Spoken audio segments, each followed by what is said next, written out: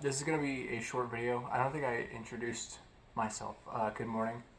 This is Dominic with TheBackVlogs. As I was saying, this is going to be a relatively short video.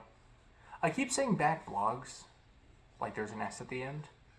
There's no S at the end. It's backvlog with the backvlog. Like I said, this is going to be a relatively short one because I am not smart enough to talk about this topic. But I just read Sun Tzu's Art of War.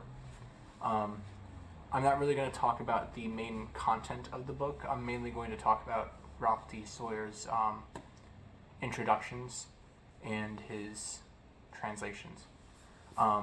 There are people who have an educational background much more qualified than mine to be able to discuss this. But, as a tactical manual for ancient Chinese war times as well as modern day business times, I can see why people would use this as a reference for strategy. So the two introductions in this book, Ralph D. Sawyer goes into the evolution of ancient Chinese infantry, and it's a very, very in-depth look at where technological advances were happening and what led to them, and what each advance, or which each technological advance, what their advantages and disadvantages were. And I thought it was really interesting to just see centuries worth of history kind of compiled, The other introduction in this book was about the history of ancient Chinese wars. So, throughout the centuries there have been conflicts between factions. It seems to be like not families, but I guess districts maybe in the country. The Chu, the Wu, and the Yue. I don't know, like if it refers to if those are family names or if that's just like the region that those armies heralded.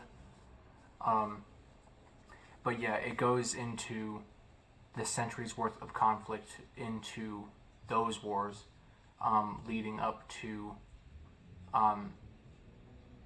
Sun Tzu's strategies compiled in this book, basically taking all of that previous experience, what those armies did, what they didn't do,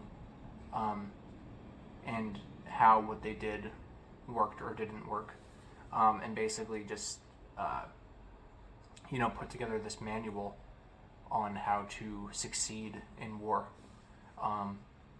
There's a lot of speculation that he didn't even exist, because there's like a lot of, I guess, historical discrepancy in relation to like documents.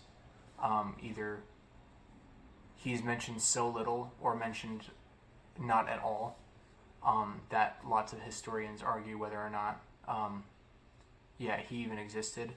But then there's also, like, on the contrary, other instances where he's not mentioned by name, but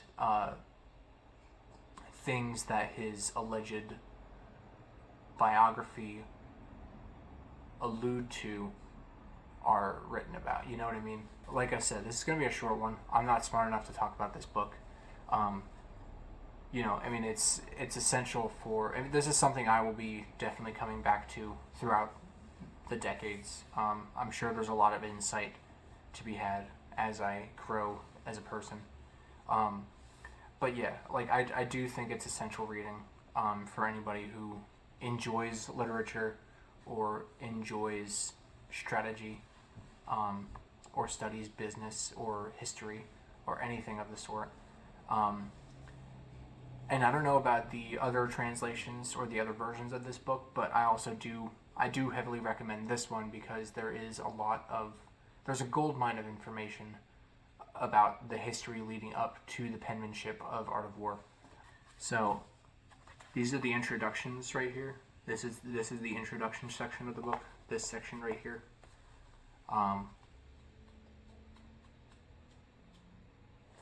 This right here, this small section right here, is the Art of War and the tomb texts, which are texts that were found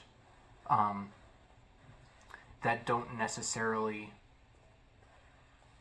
match with the agenda that Sun Tzu seems to be compiling,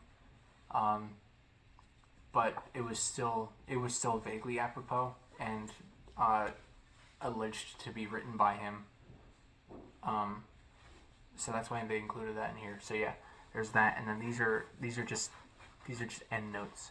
It's basically as long as the introduction. There's tons of information in here, and way more information for a person my age to be able to comprehend after just a single reading of it, which is why I will be coming back to this throughout the decades.